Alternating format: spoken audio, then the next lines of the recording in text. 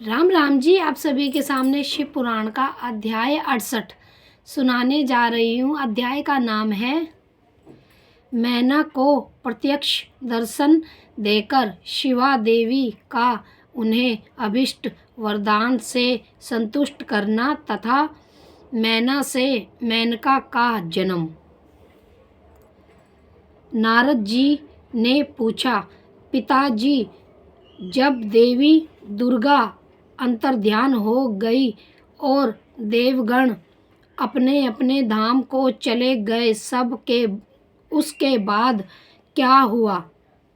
ब्रह्मा जी कहते हैं, मेरे पुत्रों में श्रेष्ठ विप्रवर नारद जब विष्णु आदि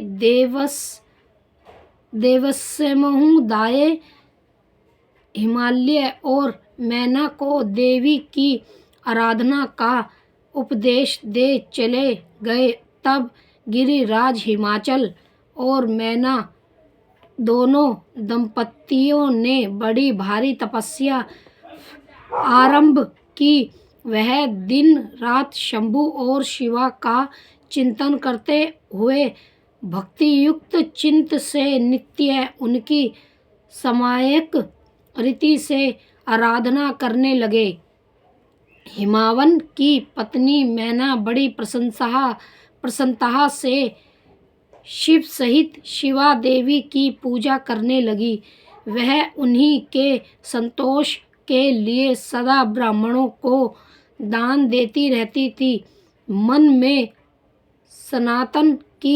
संतान की कामना ले मैना चैत्र मास के आरंभ से लेकर 27 वर्षों तक प्रतिदिन तपस्या पूर्वक शिवा देवी की पूजा और आराधना में लगी रहती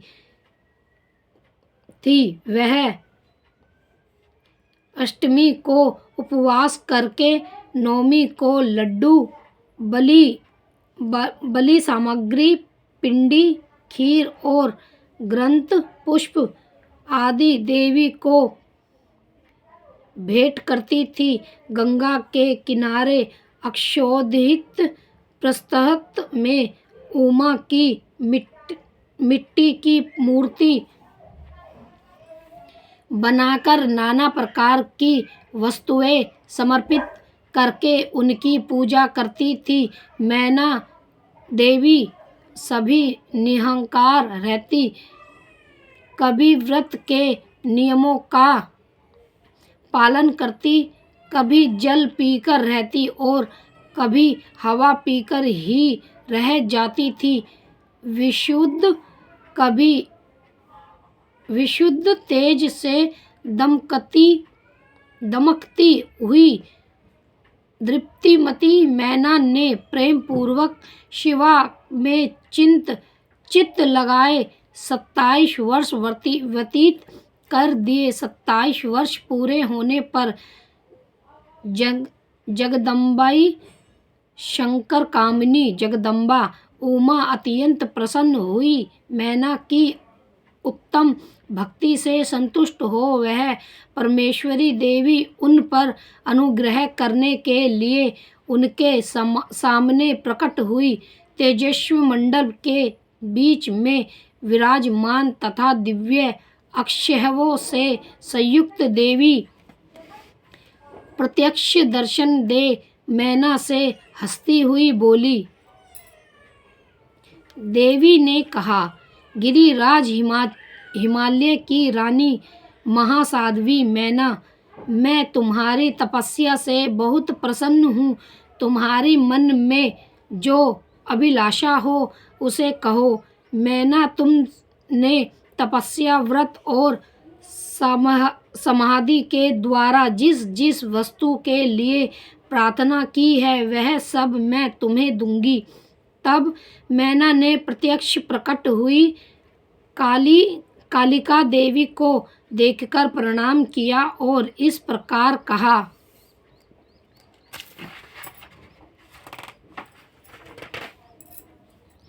मैना बोली, देवी, इस समय मुझे आपके रूप का प्रत्यक्ष दर्शन हुआ है।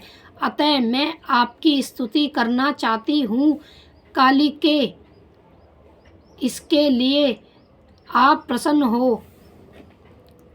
ब्रह्मा जी कहते हैं, नारद, मैना के ऐसा कहने पर सर्ववती मोहिनी कालिका देवी ने मन में अत्यंत प्रसन्न हो अपनी दोनों बाहों से खींचकर मैना को हृदय से लगा लिया। इससे उन्हें तत्काल महाज्ञान की प्राप्ति हो गई। फिर तो मैना देवी प्रिय वचनों द्वारा भक्ति भाव से अपने सामने खड़ी हुई कालिका की स्तुति करने लगी। मैना बोली, जो महामाया जगत को धारण करने वाली चंडिका का लोकधारिणी तथा संपूर्ण मनोवांछित प्रदर्शनों को देने वाली है, उन महादेवी को मैं प्रणाम करती हूँ, जो नित्य आनंद प्रदान करने वाली है। माया योगिनी, निद्रा जगत जननी तथा सुंदर कमलों की माला से अलंकृत है। उन नित्य सिद्ध उमा देवी को मैं नमस्कार करती हूँ, जो सबकी माता मही, नित्य आनंदमयी, भक्तों के शोक का नाश करने वाली तथा कल्प नित्यंत नारियों एवं प्राणियों की बुद्धि रूप पीणी है। उन देवी को मैं प्रणाम करती हूँ। आप यतियों के ज्ञात्यनम बंधन के नाश की हेतुभूता ब्रह्म विद्या है। फिर मुझे जैसी नारियां आपके प्रभाव का क्या वर्णन कर सकती है। अर्थात देवी की जो हिंसा, मारण आदि का प्रयोग है वह आप ही है। देवी, आप मेरे अभिष्ट फल को सदा प्रदान कीजिए।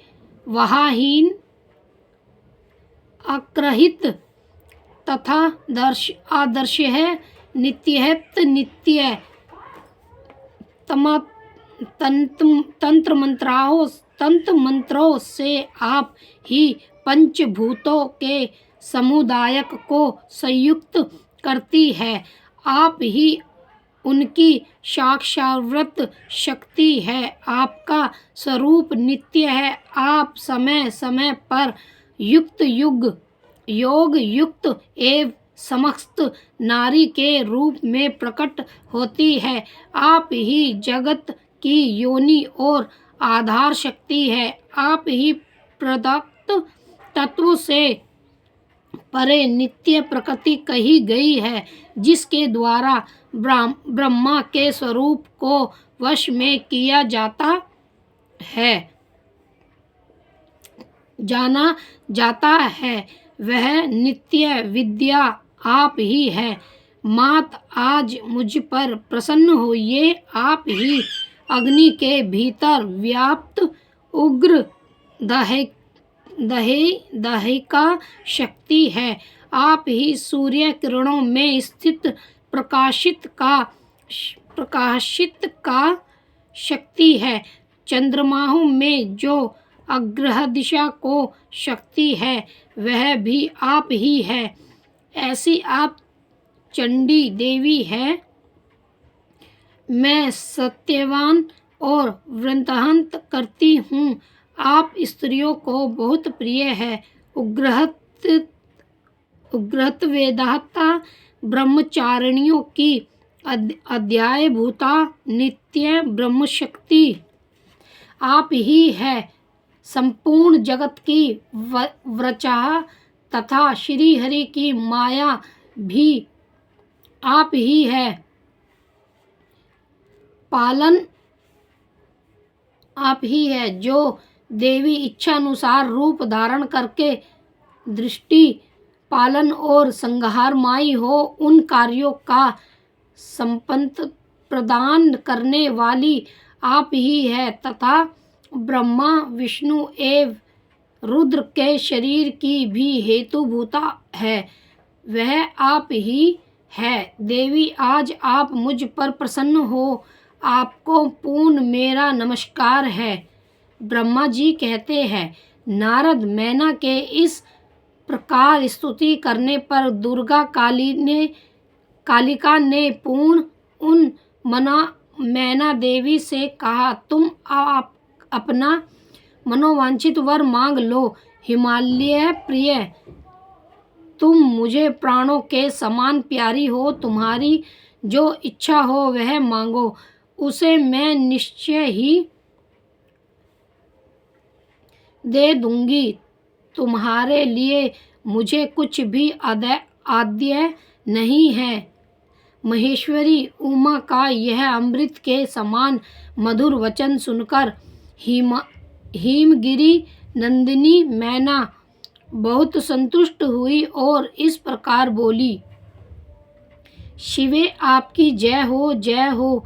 उत्कृष्ट ज्ञान वाली महेश्वरी जगदम्बा की, यदि मैं वर पाने के योग्य हूँ तो फिर आपसे श्रेष्ठ वर मांगती हूँ। जगदम्बे, पहले तो मुझे 100 पुत्र हो, उन सब की बड़ी आयु हो, वह बल प्रक्रमी से युक्त तथा ऋषि सिद्धि से संपन्न हो। उन पुत्रों के पश्चात मेरे एक पुत्री हो, जो स्वरूप और गुणों से शोभित होने वाली हो, वह दोनों कुलों को आनंद देने वाली तथा तीनों कुलों में पूजनीय,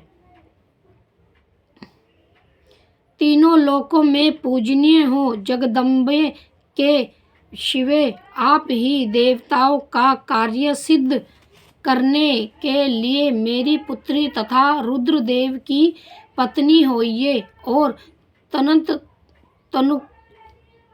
अनुसार लीलाएं कीजिए। ब्रह्मा जी कहते हैं, नारद, मैना की यह बात सुनकर प्रसन्नता हृदय देवी उमा ने उनके मनोरथ को पूर्ण करने के लिए मुस्कुराकर कहा।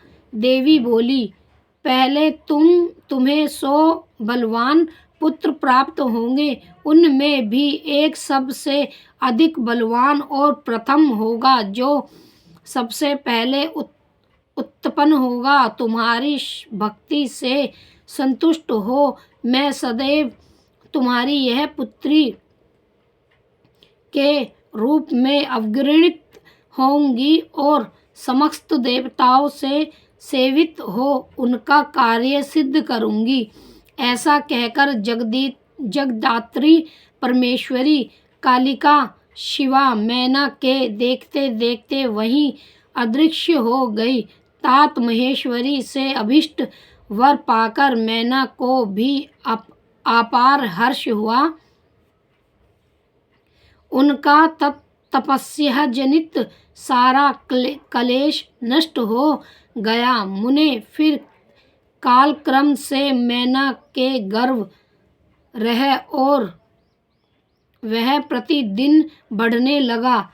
समय अनुसार उसने एक उत्तम पुत्र को उत्पन्न किया, जिसका नाम मैनक था। उसने समुद्र के साथ उत्तम मैत्री बांधी। वह अद्भुत पर्वत नागद्वाहों के उपभोग का स्थल बना हुआ है। उसके समस्त अंग श्रेष्ठ है। हिमालय के 100 पुत्रों में वह सबसे श्रेष्ठ और महान बल प्रक्रमी से संपन्न है। अपने से यह अपने बाद प्रकट हुए समस्त पर्वतों में एकमात्र मैनक ही पर्वतराज का पद पर प्रतिष्ठित है।